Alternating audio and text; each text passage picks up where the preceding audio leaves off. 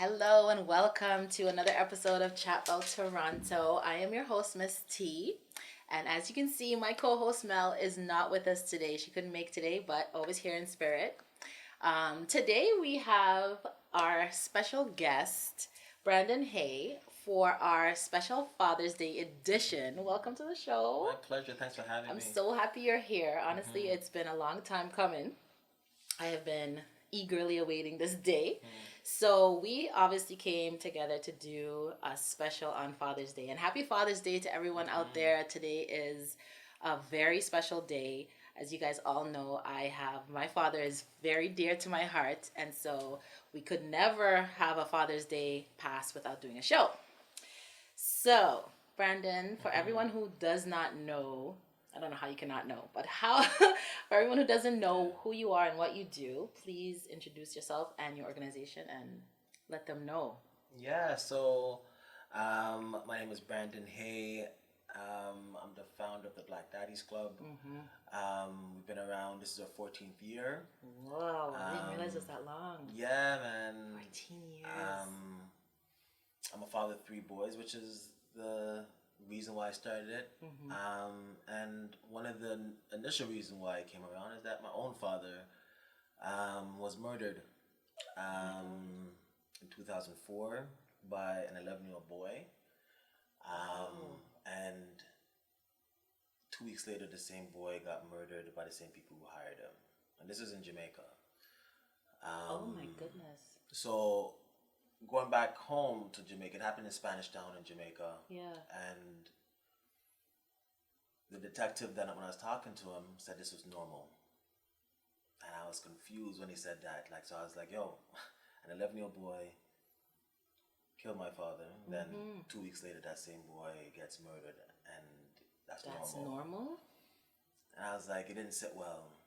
And for me, that was sort of like the moment recognizing that there's a crisis within black communities globally, whether it's Kingston, whether it's Gin and Finch, right, whether it's in Brixton, etc., etc. And some years passed going through different emotions. But that was, for me, that's the motivation behind Black Daddies Club. Yeah. Because I didn't want my father's death to be in vain. In vain. And I didn't have my father anymore to reach out to. Right. I didn't grow with my dad. I migrated here with my mom. So Black Daddies Club was selfishly was a need to connect with other men. Right. To intergenerational. Right. You get them in a barbershop, but I wanted to be an intentional space where I can reason, because I had so many questions about manhood and also now fatherhood, because I was a young dad. Right. You know what I'm saying? So that's sort of That is, I didn't know that story. I didn't know that about you. Wow. So it basically was a place to have some kind of camaraderie, and also a place that you can speak to other fathers about your experiences and what you experience, but also what you should do as a father. I think that's the biggest piece, but it came from just to get advice. That was the initial piece. But what happened for me, because when I searched at another reason why I created it, because is when I grew up in Malvern. Right. So they have they had a great family resource center in the area, and I heard they had a mother program, a mothers and me program kind of vibe. Yeah. So I assumed that there's a father's program, and I went there the day, and I dressed up because I wanted to make an impression. A young dad, yeah, so I'm there. And when I got there, the woman looked at me confused, nah, we don't have no. What are you doing here? Yeah, we don't have no fathers program. Wow. And not to mention no black fathers program. Yeah. But I think the other piece is when I Googled for about black fathers program or black fathers, is this deadbeats, negative, this sort of stereotype. So for me, what Black Daddies Club was, it was going into having a session at a barbershop and seeing different black men who are in their children's life in different ways. Right. For me, that was dispelling it. Yes. That was just for me, that was the motivation to do the work, because seeing these different men and hearing their stories, I was I'm not alone. Right. And many times I did feel alone.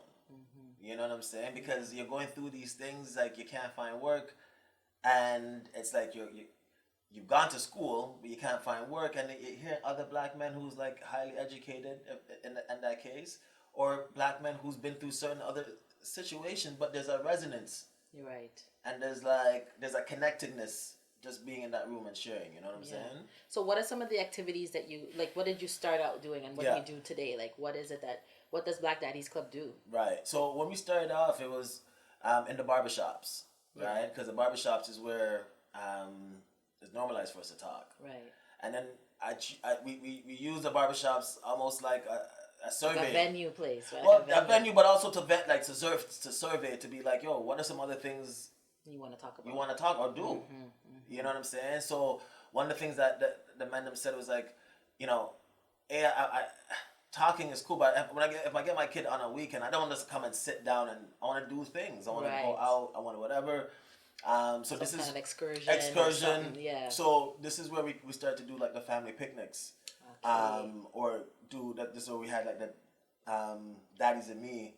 So Daddies and Me came out of like fathers saying, yo, I want to take my kids out to, you know, some kind of whatever. But for myself, as a father of 3 boys, if they want to go to the movies, if we go to the movies, that's an expensive trip. Bro, that's $100 that's right an there. expensive trip. So if you have like say 5 or 6 children, that can, you know, like you're limited. Yes. You understand what I'm saying? So we created this partnership with an organization called Kids Upfront Toronto, and they donated tickets to BDC. And we would go to like Raptors game, TFC games, the Art Gallery, Ontario. Yeah. And it was a beautiful vibe where you see a sea of black men with their children. With their children just walking through, like going through like the AGO, and you see white people look at you like they don't even know which art to look at. Yes. They're looking at the wall, but they're looking at this. At the beautiful black families. You see me? So it's just like taking over space. Whether it's inside spaces or doing green spaces, so like the barbecues or the picnics or even summer hikes. You understand what I'm saying? Because growing up in Jamaica, like every summer I would go to country. St. Mary's my country, and I used to be in like, you know, in the woods with my I wasn't inside. Right. So when I became a father, now I'm seeing my kids like Minecraft.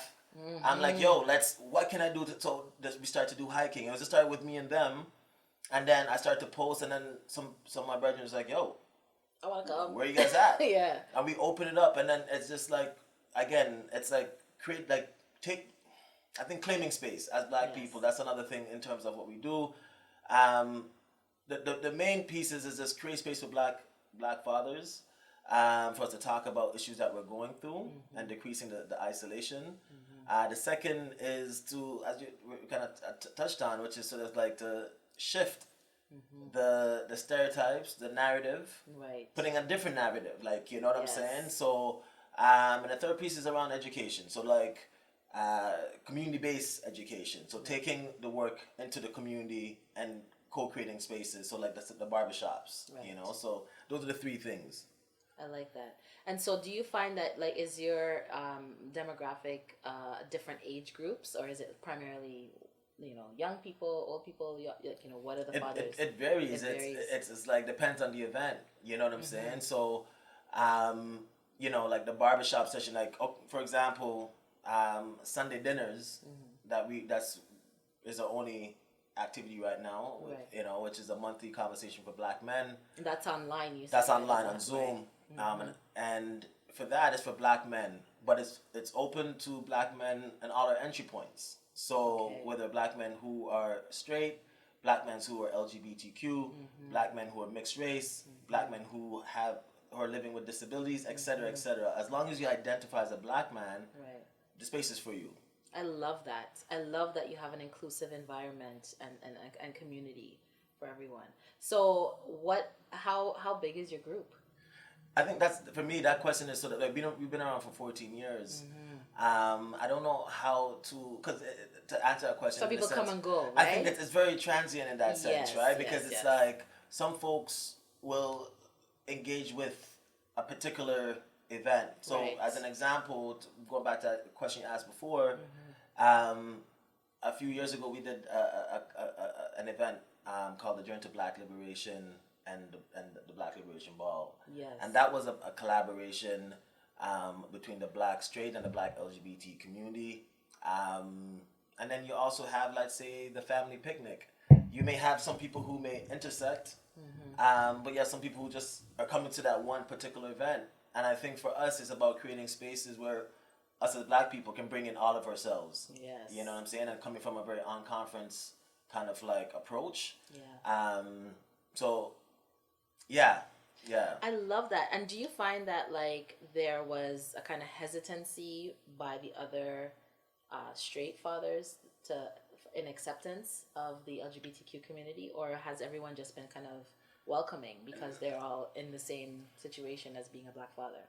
I think it's definitely changing, but it hasn't changed yet. Right. You know what I'm saying? Like you still from like when we did our first event collaborating with the Black LGBTQ communities, it was called Queer as Black Folk, and that was with Ryerson in 2011. Yeah. And we had Black men is like, yo, take me off your list. Wow. Take me off your list. Everything you guys were doing before was fine. I could hang with that, Yeah. but this you guys missed me with that. Yeah. And for me, I initially I was trying to be like, because every time you do an event like that as a straight man, you get nervous. Yes. As a Jamaican straight man, because I could imagine. yeah, yes. because you don't know what the backlash will be. It's not just the fear of the backlash, but it's also I'm also working through my own homophobia. Right. Doing this work. Right. You understand what I'm saying? Yeah. So it's like, for me, this is this active resistance and self-learning. You understand what I'm saying? And a part of this work as well. You know what I'm saying? So, but to that point, it still exists of people saying, yo, like, may accuse me of being a homosexual. They may say, like, my work is less valid because I'm opening because up. you're being inclusive. You know what I'm saying? Yeah. And I think for me, that's important. And that's also, for me, it's also to say, yo, for me, the work that I'm doing is not just keeping Black men in a box. It's not linear, yeah. Nah, trust me, we can't be in a box. It can't be. And if folks, for me, I'm going to be like, okay, if this is not, like, that's okay if this is not for you. Right. You understand what I'm saying? But for me, Black liberation means liberation for all of us. All of us. You understand what I'm saying? Yeah. So me as a Black man, a Black straight man in a big body, that's connected to a Black trans woman. Right. You understand what I'm saying? The same way they're murdering Eric Garner, who looks like me, or I feel like looks like me, the same way they can like a trans woman. You understand what I'm saying? And also a straight woman. You understand what I'm saying? So for me, this vibe of like, it just for me, there's just more importance in unity and trying to get to that place versus trying to be like, nah, like, I want only support this Black, or like that doesn't work for me. And the thing is, when you're coming together in this kind of a platform, it's like you're coming together under a commonality. So regardless of what your sexual preference, orientation, or whatever is, you have one thing in common. You are a Black father.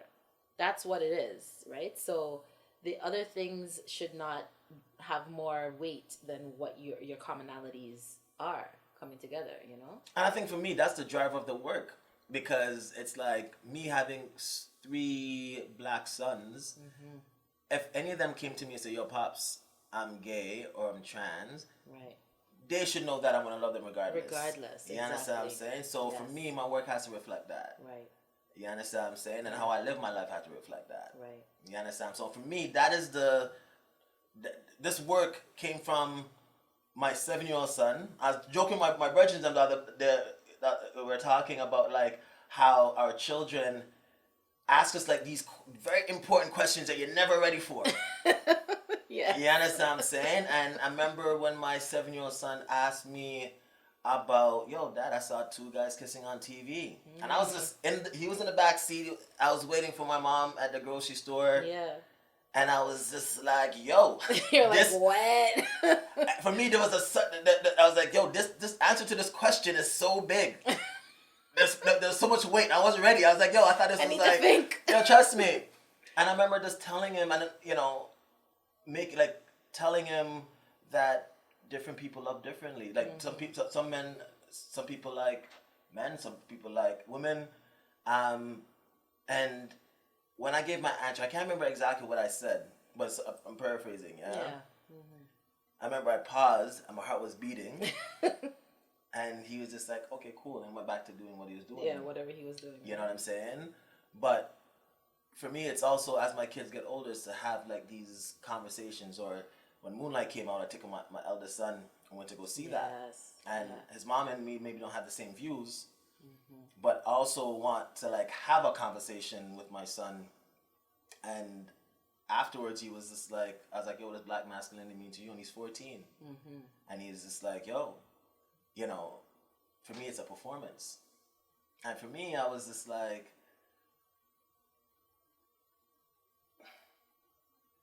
for me, that was like a very proud moment. Yeah. Because at 14, he was further along than me at like, in his understanding. In my 20, yeah. Right. And my kids in different ways, I feel like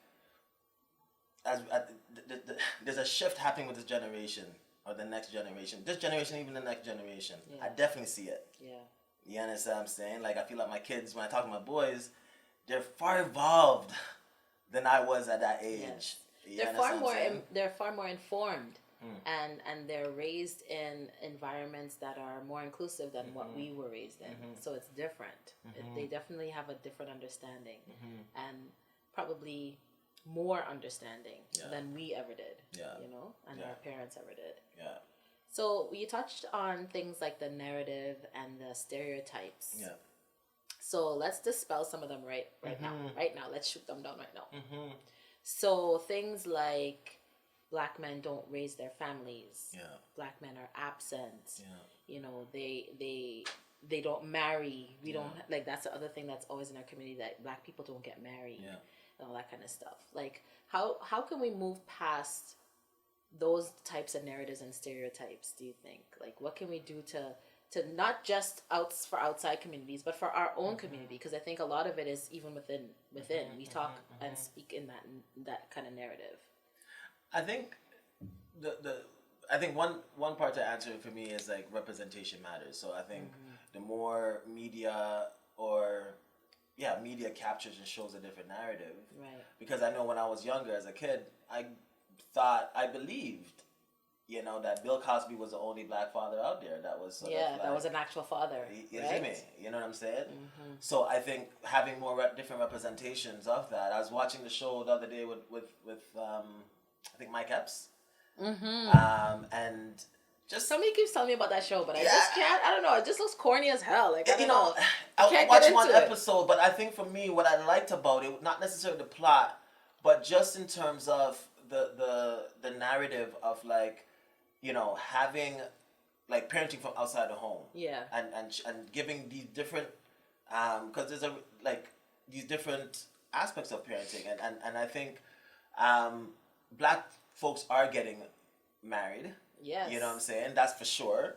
But also, I was raised by a single mother. You know what I'm saying? So that is also a reality. And I think it's important for us to but I think, you know, there's family and community that's happening that's not being represented. Because even though my mom was a single mom, she exposed me to like my uncles who were able to feed into different parts of my masculinity. Right. You understand what I'm saying? So I think we also have to like recognize and cherish like these informal systems and that we have that are working. Yeah. And highlight those things. Yeah. But I do think, I think like doing this work, I think that's the main piece that I see a lot. Is just like when we talk about separation or divorce, you know, when I sit in the family courts and like just see who's there, it's not all black men. It's not. You understand what I'm saying? It's not. So I remember a few years ago, there was this organization called Fathers Resources, and I used to refer a lot of men who are going through separation or issues to get support. It was a peer support. And I went to sit in one day just because I was just like, yo, I'm referring all these people, and people were were telling me about it. People I knew, family members.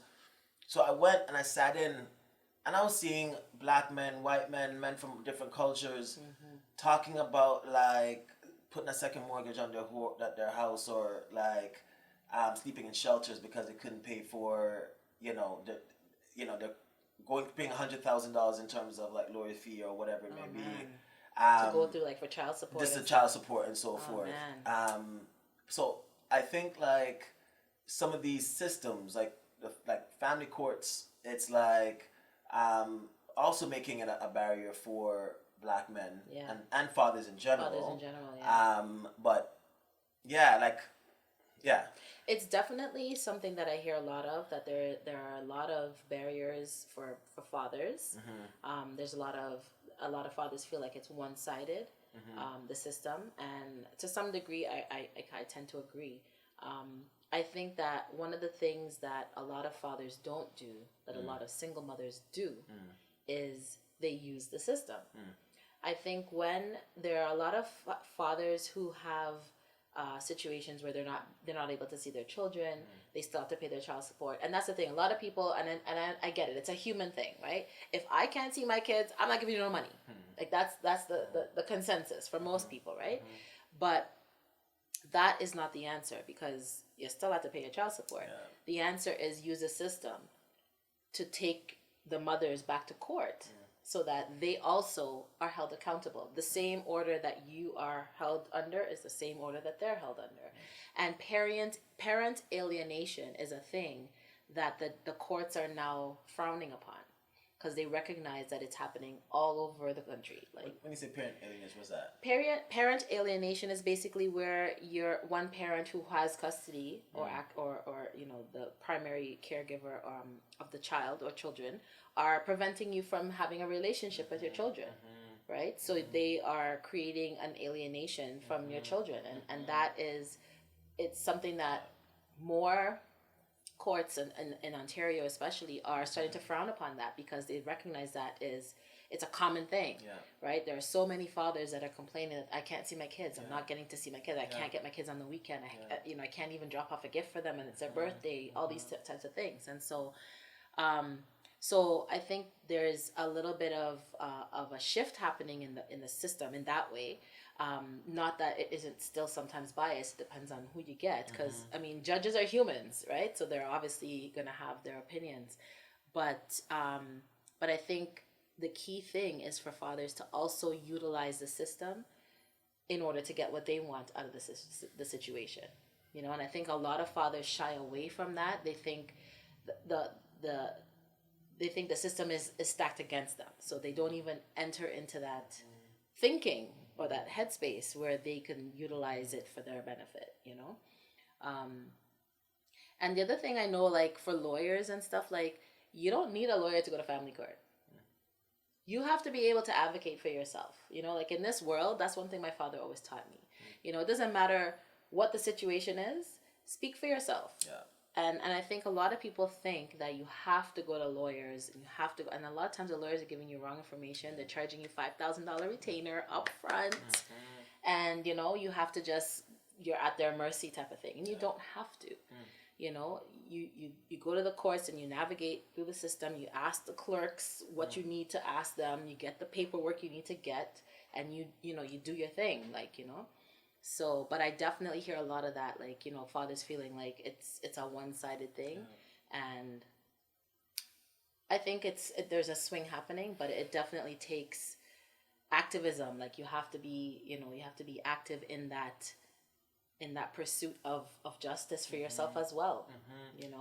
I mean, I agree that there's activism, but I also think there's stuff like policy change. Yes. Like I mean, in 2011 we did a research project called Gathering of Voices, and it was capturing the voices of Black fathers in Toronto, and it was a research with York University and U of T OISE and City of Toronto. Yeah.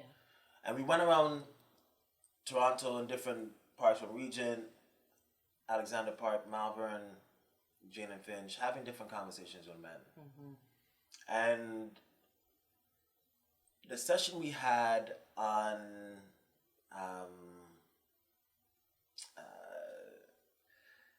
family courts, that was in Lawrence Heights, and that place was Ram.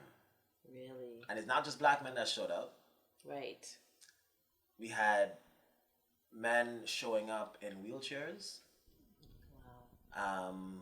Women coming. Even though the sessions were for men, and people traveled, so we let everyone in. Everyone in, yeah. And it was standing room only, and I think for me, it's like hearing these stories of men share that night of like judges or lawyers saying to them, yo, shave your beard or cut off your dreads, because one lawyer told this to his client, cut off your dreads because the judge is going to look more favorably on you for doing that. So it's not even just like these things around like systems or like not navigated. It's like these things that we're as black men, we sort of say, okay, we put trust in some of these systems. Sometimes they work against you. Yeah. And we have to have policies that recognize that. Right. You understand what I'm saying? Because it's like racism is still out there. Always, yeah. You know what I'm saying? Yeah. So I think activism and I think talking about it and getting people aware is important. Mm-hmm. But I think there's this and you know, it's a systemic thing that we also and right? I think that what you kind of touched on in terms of a difference, I think what women do is like have conversations and say, yo, this is fucked up with another woman, and like emote and like process. Yes. As men, we don't have and we don't have a lot of these spaces, and we're told constantly to sort of like, you know, grin and bear it, or do it in silence. This is just what you have to deal with. This is just what it is. Yeah. You understand what I'm saying? Yes. So that's one of the reasons for even Sunday dinners, because it's like a lot of us men are going through a lot of stuff in silence, and we need space to connect with other men, other black men who we can talk to, and you hear a lot of that coming out. You know what I'm saying? And sometimes some men don't have the answer, but it's just like, yo, it's like, and black men are not, and a lot of us are not going to therapists. Right. I was just about to ask you. And we're shifting, but we're still not. And I think we have to create spaces, whether it's like Sunday dinners or even what you guys are doing right now, for folks to talk. To talk, yes. You understand what I'm saying? That's the thing. Like, there's so much understanding that comes from communication and like just expressing yourselves and what you're thinking, what you're feeling, what you're experiencing. You know. That was what I was going to touch on, is like, do you ever engage therapists in your sessions to kind of help facilitate the conversations with the men, or is that something that you look forward to doing in the future or whatever, or do black men tend to go to therapists? So I know that is shifting. I myself go to a therapist. I'm in school to become a therapist. Oh, you understand what I'm saying? Just because of one of the challenges that, again, representation is that, like, I've been looking for a black man as a therapist. Yes. And that's not saying that they're few not and far between. Yeah, like I think there's there's been different resources that I've seen shared over the years. Yes. That's been helpful. But a lot of these folks are booked up. Right. That's right. You understand? Because there's so few of them, right? So, you know, I think the importance of places like the barbershops. You understand what I'm saying? Man, barbers and hairdressers are everybody's therapists. Yo. They definitely hear it all. Oh, man. But that's a good place to start. Real talk. It's just communication. It's just getting it off your chest and having that, communal type of environment where you can bounce ideas and get some other feedback, right? And I think that's where black men practice speaking, to their barbers. Like I see men, as soon as they sit in the chair, just and let it go to their barber. You understand what I'm saying? And what that tells me is just like, yo, we just need a space to let it out. Yeah. You know what I'm saying? These poor barbers. Real talk. And barbers, and like again, barbers are not your therapists. Tell you. You know what I'm saying? Like, just keep that. We just not line up and all, like. But I don't want to just like take away from, like, I think barbers in some ways are like unconventional therapists. They are. Very important work. Absolutely. You know what I'm saying? But I think there's an importance of men start to going to professionals. Thank you. Yes. You know what I'm saying? Yes, it's important. And I think that's something that even for us, like in the whole black community in general, it's something that we are, we talked about it earlier, that like it's shifting for us. Yeah. I think with our generation, it's kind of coming to a head where we recognize that with all the trauma and all the experiences that we have and all the things that we, deal with day to day, it's almost imperative that we go to therapy, and there's no shame in going to therapy. Yeah. There's no stigmas that we should have with therapy. Yeah. We always kind of associated a therapist as like a psychiatrist, which means like you have mental illness and all that kind of stuff. And it's not, even if you did, it's fine. Like, deal with what you have to deal with, right? That's what, like, I don't, there's no issue with that, right? But I think in the Black community, it's better now that we're starting to recognize that. And you're seeing more people putting their kids in therapy. People are going to therapy. I love that Black men go to therapy, because honestly, like, the things that you guys face, there's no one else facing these things. Even as Black women, we face different things. We're both Black, but we face different things, right? So we all need therapy, and I think even more so we need Black therapists, right? So that they understand our lived experience, because I think that's key in being able to help you navigate your life. And to answer the question you had asked, do we have therapists that join for us, for the Sunday dinners, which is sort of the closest space for men to sort of talk, we don't have therapists, and we tell folks this is not like a therapy session, right? What the space is, it's an informal space, but a lot of the time it's how it's set up is like we go between large groups, because sometimes you get like 40, 50 men that will show up. Right. So and men are showing up for a reason. Right. To speak. And that's a lot of people. And some people are like, to talk in a big space, people don't feel comfortable. Right. So we don't record the conversation. Right. Because for us is to sort of build trust. Right. And then we put folks into like breakout rooms, and it's just one-on-one. Yeah. And people don't know each other, but they get a topic, and you'd be surprised at how much, like, just that talking to a stranger and people share what they want to share, which is okay. Right. You know what I'm saying? But you find that men are like, yo, like, I couldn't wait until the next session, like that, because it's only once a month. Right. And we know it's not enough, but BDC doesn't pay my bills. It's all volunteer run. You know what I'm saying? Right. So it's like I have to have my day job, which is what keeps my light on, and this is a labor of love. Right. But we know that there's more of a need. You know what I'm saying? And it's just like it's a space that is sort of like, I think it's a special space, in the sense where it's like a co-created space with there's a co-learning happening and co-teaching. So people the men are speaking, and then also we're practicing listening. Right. You know what I'm saying? But yeah. So what do you see as like the future of Black Daddies Club? Do you think where do you aspire? Yeah, I think organization. One of the reasons I went back to school to become a therapist is to open up my own, to become a therapist, focusing on Black families and working specifically with Black fathers as well. You know what I'm saying? I think that's the main 5 years. That's sort of the 5-year plan. I think consistently what it's about is about creating spaces for Black men and Black communities to sort of like gather and for us to talk and to build. You know what I'm saying?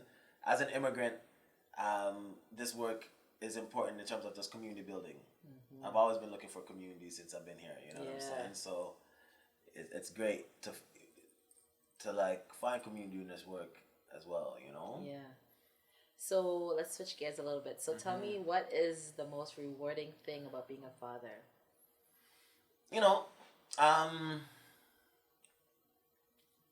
There's a few things, man. I know it's one, and I think the one thing that's coming to my mind, I think it's and I kind of touched on it early on, is watching, like my boys now one turned 19 in September, one just turned 17, and one just turned 15. And when they're young, like babies, I used to read to all of them at nighttime. And I stuttered a lot when I read. and I was not nervous. That's like my dad too. You know, and reading to them, I heard, like my ex had that book, What to Expect, whatever, and I read that book, and it said reading to your children helps and so forth. Yes. So I'd read and so forth, and it helped me as a reader as well. I got my confidence in terms of reading. So they It's funny how your kids teach you stuff Real too, talk. right? Becoming a parent Real is talk. like it's a lesson. Same You know thing. what I'm Like saying? you're teaching them, but they're teaching Real you. talk. Also, I think the other day I came in, I went to go see my kids because I was married for 16 years, and the last 4 years I've been going through a separation. Oh, so learning how to co-parent has been like one of the hardest things. Yeah. And my kids have been as much a part of the learning process and the teaching process in that. But the other day I went by on Sunday and I went to check them, and their grandmother was there doing Bible studies with them. And I was listening to them reading. Each had to read a passage, and I just kind of sat and just kind of watched them. Take it in, yeah. And they're all giving their feedback and their interpretation of what they read. And for me, it was a proud moment, Yeah. It was a proud moment to think of like, yo, I used to read to these guys. Yeah. And now these men are like reading chapters and critically interrogating. And it was a proud moment. And it's a simple vibe, but it's not. And it's just like, yo, those are the little moments of gratitude that I think a lot of fathers, and even myself included,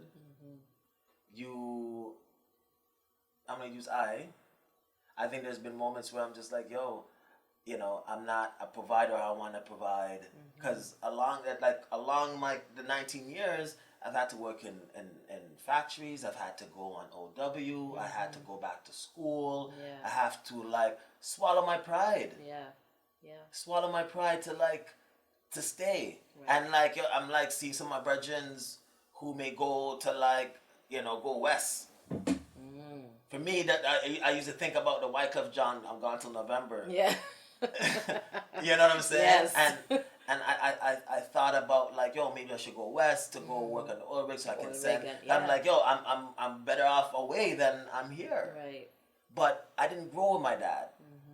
You understand what I'm saying? I didn't want my kids to growing up not having that person close by. Yes. So for this last 4 years, that's been tough because it's like I miss out on my kids at their bedtime. I get to miss out on making breakfast every day. Yeah. Like little normal just the things. Everyday, but it's everyday big life. things. Yeah. Especially when you've been there all along. Real talk. Right? That's a big thing. If you've not been there, I mean, you still miss it, but you don't know what you're missing kind of thing. But when you know what you're missing, it's different. It has a different impact, you know? That is tough. I know there's a lot of fathers that express that, living outside of the home and trying to parent from outside of the home is extremely challenging. It's bad enough if you have, tension or anything like that with their mother, but I mean, just being removed from their everyday life is definitely challenging. I could understand that. For me, it was not for me personally, but my dad raised us, and that was the same thing for him. He did not want his children to have a stepfather. He was like, you have a father, you have a mother. And my dad never remarried. He never had anyone else come in the home. I was the woman of the house.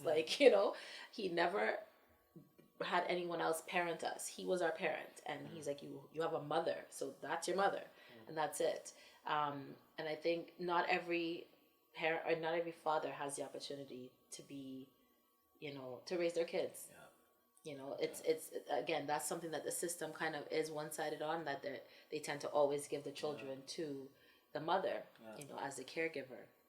And that's not always the best decision, but it is the, most common decision, But I definitely know that that's a challenge, living outside of the home. I mean, I also have a child that I broke up with her dad, and he had to parent from outside of the home too. And I tried to make it as open and accepting of him and him being there and him, always having access to her and everything as possible, because I never wanted hurts. I didn't want it to have a broken home, first of all, but I also didn't want him to feel like he didn't have as much say as I did. Yeah. You know, I always considered him equal parent. Yeah. You know, in her life, and because you know you don't recognize until it's too late that your children have issues. Growing up with a parent and another parent not being there, you don't realize it. Yeah. You know, the most detrimental thing I think you can do is alienate your children from either parent. You know, they're equally important. You know, it's not like boys need their fathers and girls need their mothers and all that. It's not that's nonsense. Yeah. Both children need both parents. You know, I think, you know, as you're talking, you know, I think one part is just like, you know, there's a lot of good moms out there that are like doing the work and making it possible for dads to engage. Yeah. You know what I'm saying? And there's a lot of dads who are like, you know, able to work with mom and so forth. But then there's a lot of folks who also are going through, like, we also need to like heal as well. right? And And they can't see beyond that. that's, and I can be there too. Right.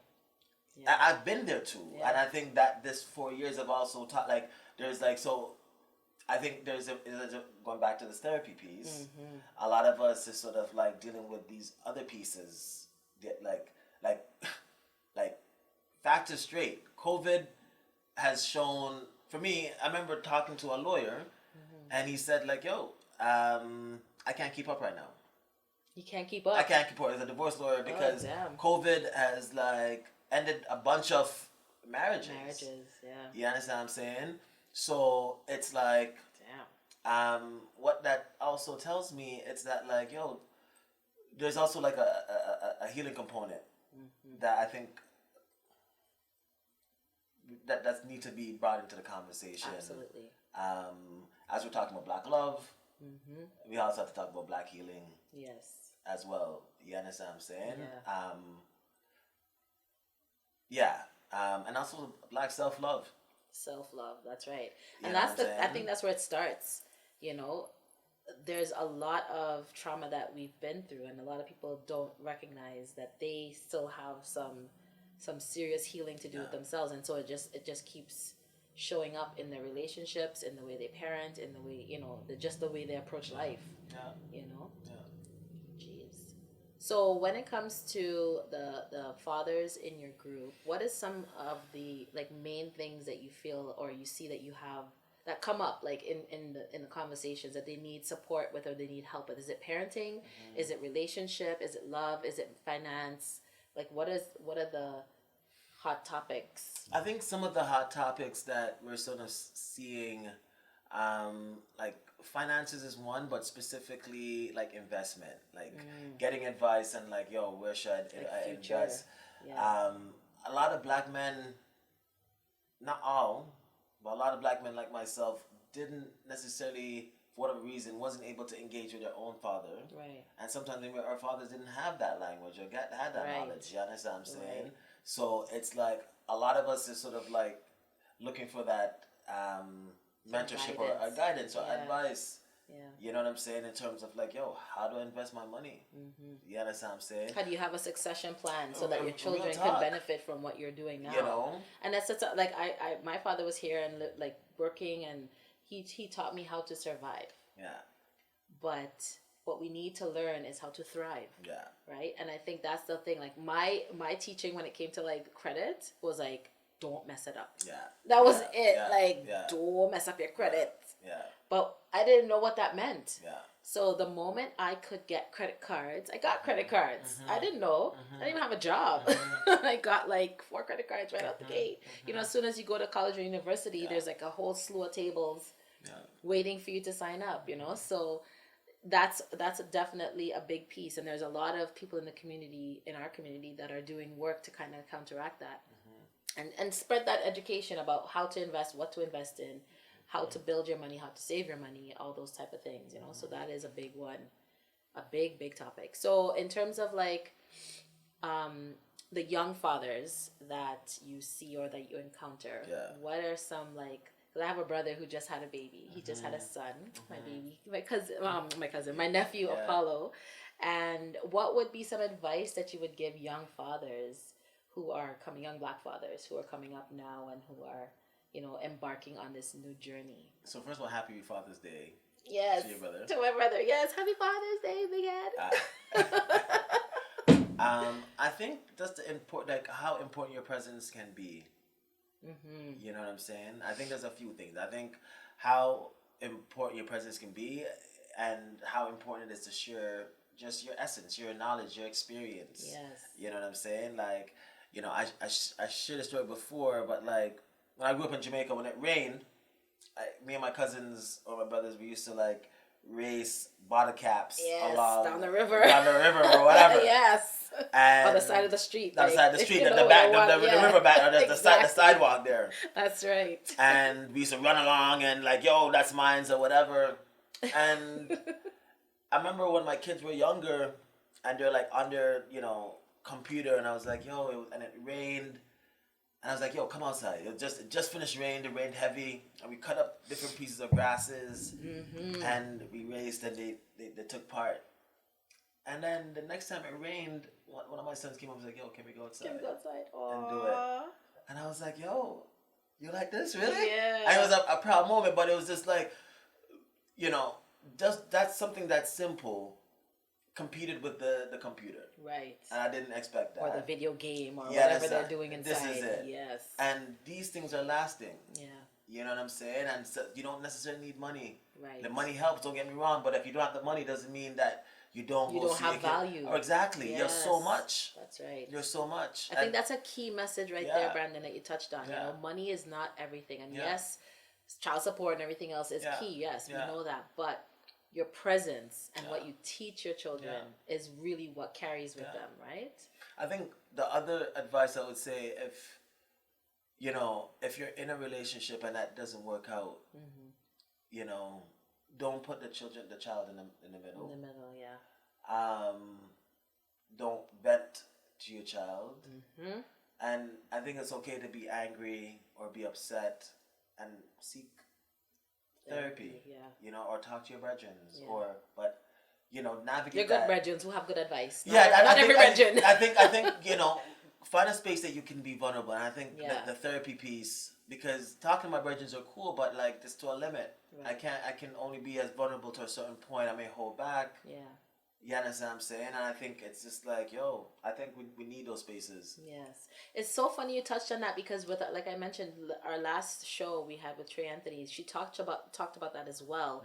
Not feeling that she could be vulnerable with her own friends, her Black friends, because we tend to, in our community, like, come man, just pick up yourself. Don't worry about that. Don't study that. Just keep going. You're strong. You can do it. You can handle it.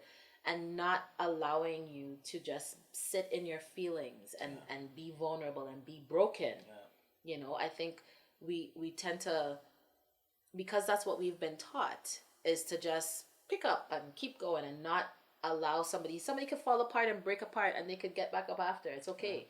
Right? But I think that is something that is so key. And I think that's good that you offer an environment, a safe space for Black men to be able to be vulnerable. Is it that you feel that you would be judged by your friends or your peers why you don't get that vulnerable with them? I think that's partially that, but I think I've tried that. I've tried to be vulnerable sometimes, and sometimes it's too much. You don't get the response that you're not the response, or I think sometimes your friends may still be caught up in their own performance of masculinity. You understand what I'm saying? Like, and I get it, but for me, I'm past that. Right. You understand what I'm saying? And it's like, I need those spaces where I can unmask. Right. You understand what I'm saying? I want to unmask. I know I'm not going to unmask in front of everybody. Right. But I want to mask in front of my children, my woman when that happens. Yeah, your partner, you know what I'm saying? Or trusted people. One or two brethren or sisters that I can do that, and they can do that in front of me. Right. You understand what I'm saying? But to have all these relationships where I'm wearing masks, it's not serving me, man. Right. You know what I'm saying? Like, I'm north of 40 now, so it's like, it's a He different said playing north field. of 40. You know? I'm gonna use that. North of 40. Yeah. So yeah, you know. Yeah. Yeah. So if you had to do over anything when it comes to your parenting, your relationship or anything with regards to your fatherhood, what would you do differently? Not that there are any regrets, but in hindsight, what would you do differently? I think going to see a therapist early on in my marriage, because we didn't see a counselor until the end. Right. Like at the tail end. Right. When it was probably too late. Exactly. Right. Damage is done and you just checked out. But to have a space where we can tell the truth, not speaking for all, but for myself, one of my pieces was I was taught to like, black men don't tell the truth if you cheat. You understand what I'm saying? Or just to like hide. Right. And I think when having more honest conversations, personally, it got to a point where I was just like, yo, I can't lie no more. Right. That it was like hurting me. You understand what I'm saying? And when I started to tell the truth, then this other, like, it wasn't supported. Right. It wasn't supported because this person bought into a different contract. You understand what I'm saying? And you need to like have like these tough dialogues, also in a supportive, like someone to sort of support it and sort of like to catch, because like it's very easy for it, you say your truth and the other person, I can't hear the truth, and lash out, and it becomes whatever. Yeah. Or the truth that you're expressing hurts. Exactly. So they're not even taking in, they're just dealing with their hurt. Exactly. Yeah. Exactly. Yeah. So I think for me that's probably, there's a lot, to be honest, but that's the one that comes to mind. My mind. But I'm also grateful for the learning. Yeah. You know what I'm saying? So I think that's also the piece to also acknowledge as well, The journey is definitely good. I mean, and like you said, the learnings and the things that you experience, the best part of the experience is the learnings. And I think that's the key part to take away from all that we experience, right? Process, like whether or not it turned out good or bad or what we expected or not, it's to learn from it. Yeah. I think that's key. This has been a really good conversation. It's been a blessing, man. Yes. So tell everyone who's watching, two things I want to ask you. Yeah. First thing I want to ask you about is, if you have any resources that you could share, and we'll put the links in the bottom and everything else, but like resources that you can share that Black fathers could benefit from, in terms of support systems or resources. I think from Black Daddies Club standpoint, we have the Sunday dinners that takes place the last Sunday of every month. Definitely come out to that, and you can register on Eventbrite. So it's a paid event? No, it's free. It's free? Okay. It's free for folks. And right now it's online. It's online on Zoom. And then, there's some other stuff with like in my other hat. I don't know if we're doing so good just now. We're doing so good. Story Esau. But like there's some other programs. If folks are interested, they can reach out to me. Like in terms of my email is at info@theblackdaddiesclub.com. Or you can follow us on Instagram, as well as Facebook. And you can just reach out to me, and if you have particular questions or resources that you're looking for. So BDC right now is only doing the Sunday dinners, but we're also connected to other folks who are doing great work. Right. You have other affiliate organizations. Yeah, like right? Delta Family Services doing great work in the city. Right. Young Potential Fathers. You have there's a bunch of newer organizations coming up. There's a new organization out in Durham that's doing some great work, I've heard. So I think just like kind of go and get yourself connected. Right. You know what I'm saying? I think that's the main thing as well. Like, connect with the agency or, yeah. But I'm just going to put out the Sunday dinners. Yes, yeah. Sunday dinners. So it's the blackdaddiesclub.com. The blackdaddiesclub.com, blackdaddiesclub.com. Instagram, Facebook, Twitter, all the rest.